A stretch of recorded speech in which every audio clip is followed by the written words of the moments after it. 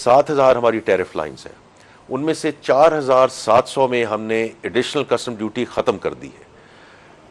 تقریباً 2,000 سے 3,000 جو ٹیرف لائنز ہیں اس میں ہم نے کسٹم ڈیوٹیز کو ریڈیوس کر دیا ہے۔ خاص طور پہ ہم نے فوکس کیا ہے آن raw materials and intermediate goods, تاکہ یہ انڈسٹری کو ہیلپ کر سکیں in terms of moving forward, in terms of banging competitive, اور خاص طور پہ ایکسپورٹ لیڈ جو ساری ڈسکشن ہے۔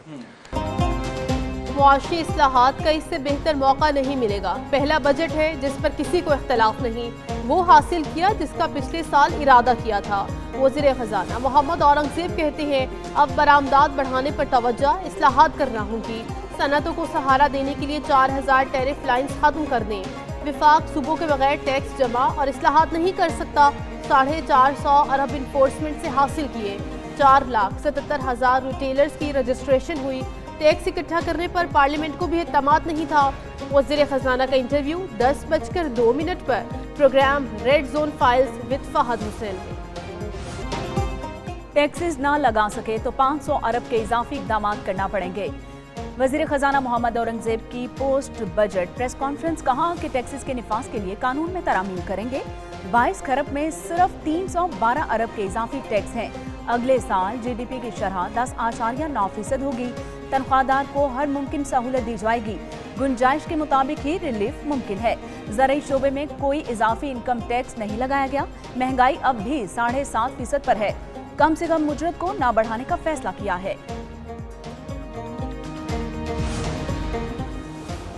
بجلی کے سرچارج کے حوالے سے وضاحت پاور ڈویژن ہی کر سکتا ہے۔ Chairman F B R Rashid Langrial کہتے ہیں پاور ڈویژن کی جانب سے ہی لائے گئے قانون کو آگے بڑھایا گیا ہے۔ سرچارج کے حوالے سے قیمتوں پر ان کے خیال میں کوئی فرق نہیں پڑے گا۔ حکومت تو بجلی ریٹ کم کرنے پر کام کر رہی ہے، اضافہ کیوں کرے گی؟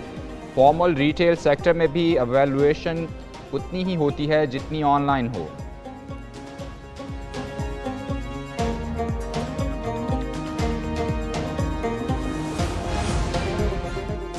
حکومت 389 ارب روپے کے محصولات ٹیکس انفورسمنٹ سے حاصل کرے گی۔ آئی ایم ایف کو ٹیکس انفورسمنٹ کی اجازت دینے پر آمادہ کیا گیا۔ بجٹ مذاکرات میں ایف بی آر نے آئی ایم ایف کو قائل کیا۔ ریلیف اقدامات انفورسمنٹ حکمت عملی کا حصہ ہیں۔ ٹیکس وصولی میں اضافے کے لیے نیا طریقہ کار اختیار کیا گیا۔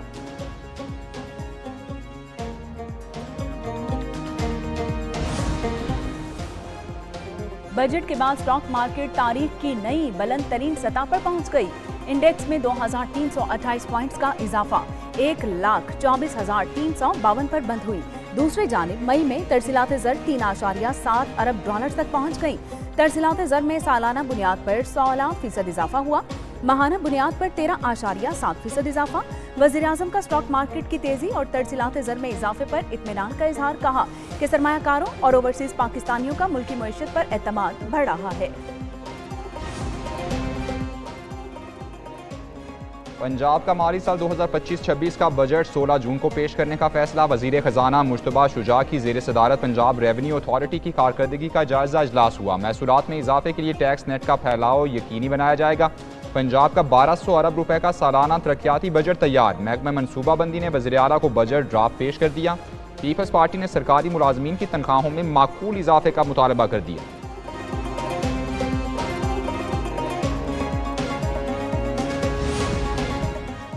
وزیر اعلیٰ خیبر پختونخوا نے وفاقی بجٹ کو بھونڈا قرار دے دیا۔ علی امین گنڈا پور کی اسلام آباد ہائی کورٹ کے باہر میڈیا سے بات چیت، کہا اس سے بھونڈا بجٹ آج تک پیش نہیں کیا گیا، یہ عجیب بجٹ ہے، سب سامنے آ جائے گا۔ مزید بولے انہیں انصاف نہیں مل رہا، نا امیدی کی وجہ سے سڑکوں پر نکلیں گے۔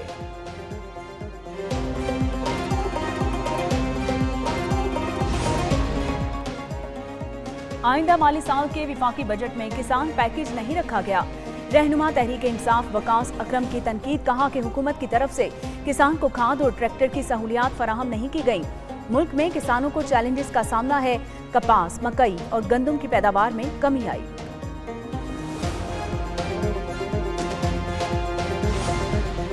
نون لیگ اور پیپلز پارٹی میں سیاسی گرما گرمی بڑھنے لگی۔ نون لیگ سندھ کے ترجمان اسد عثمانی کا سندھ حکومت کو پنجاب کی بجائے اپنے صوبے پر توجہ دینے کا مشورہ، کہا پنجاب ملک کا سب سے زیادہ ترقی یافتہ منصوبہ ہے، سندھ حکومت شہریوں کو بنیادی سہولیات دینے میں ناکام ہو چکی۔ سندھ کے سینئر وزیر سرجیل انعام میمن نے کہا پنجاب کسی ایک جماعت کی جاگیر نہیں، پنجاب حکومت نفرت اور تقسیم کی سیاست کو ہوا دینے لگی ہے۔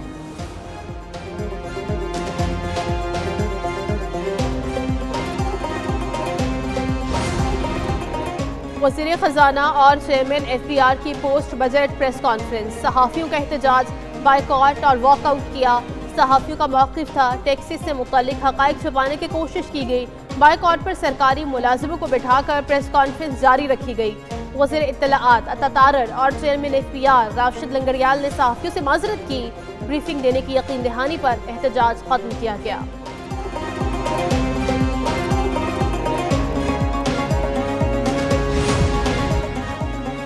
ملزم نے بے گناہی ثابت کرنے کے 2 مواقع ضائع کر دیے۔ باندی پی ٹی آئی نے پولی گرافک اور فوٹوگرامٹک ٹیسٹ کروانے سے پھر انکار کر دیا۔ انسداد دہشت گردی عدالت لاہور کا مزید مہلت دینے سے انکار، ہر قانونی طریقے سے تفتیش مکمل کرنے کا حکم۔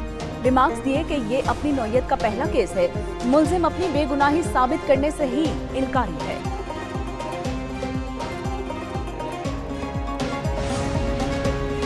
امریکہ بھارت کو کان سے پکڑ کر مذاکرات کی میز پر لائے گا، سربراہ پاکستانی سفارتی وفد بلاول بھٹو کی لندن میں نیوز کانفرنس۔ بولے صدر ٹرمپ نے واضح طور پر اور بارہا کہا کہ خطے میں امن ہونا چاہیے، ان کے بیانات کو وعدے سمجھتے ہیں۔ امن کے لیے ٹرمپ کے بیانات کو بھارت سبوٹاژ کرنا چاہتا ہے۔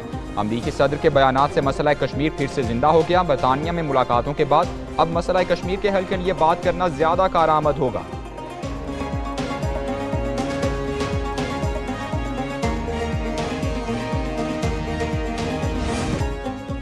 مسئلہ کشمیر شاید ٹرمپ کی مدت صدارت کے دوران حل ہو جائے۔ صدر ٹرمپ دیرینہ تنازعات کو حل کرتے ہیں۔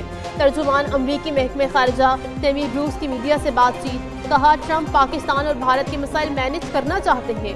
امریکی صدر ہر قدم جنگوں کے خاتمے اور امن کے لیے اٹھا رہے ہیں، پاکستان اور بھارت میں تمام مسائل حل کرانا چاہتے ہیں۔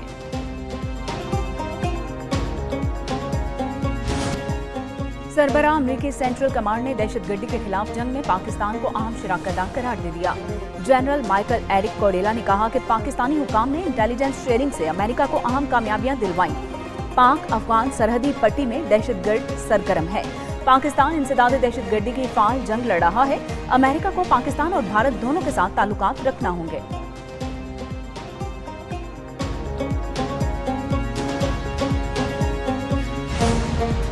پاکستان نے بھارتی وزیر خارجہ کے غیر ذمہ دارانہ بیانات کو مسترد کر دیا۔ ترجمان دفتر خارجہ نے کہا بھارت جھوٹے بیانیے سے دنیا کو گمراہ کرنے کی کوشش کر رہا ہے۔ بھارت پاکستان مخالف بیانات سے اپنی سرحد پار دہشت گردی کو نہیں چھپا سکتا۔ بھارت مقبوضہ کشمیر میں ریاستی جبر پر پردہ نہیں ڈال سکتا۔ بھارت کا بیانیہ ناکام فوجی مہم کے بعد مایوسی کا عکاس ہے۔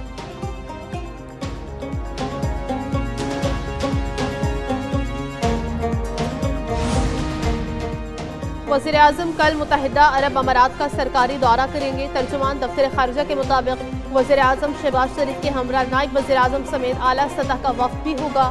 وزیر اعظم کی UAE کے صدر شیخ محمد بن زائد ال نہیان سے ملاقات ہوگی۔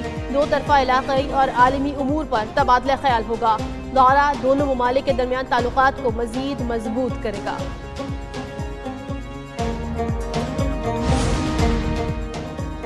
نائب وزیر اعظم اسحاق ڈار 17 سے 19 جون تک امریکہ کا دورہ کریں گے۔ ترجمان دفتر خارجہ کے مطابق نائب وزیر اعظم اقوام متحدہ میں فلسطین کے پرامن حل سے متعلق عالمی کانفرنس میں شرکت کریں گے۔ ادھر نائب وزیر اعظم اسحاق ڈار سے برٹش ہائی کمشنر جان میریٹ کی ملاقات، پاک برطانیہ 2 طرفہ تعلقات، باہمی دلچسپی کے امور پر تبادلہ خیال، سلامتی کونسل میں تعاون پر بھی بات چیت۔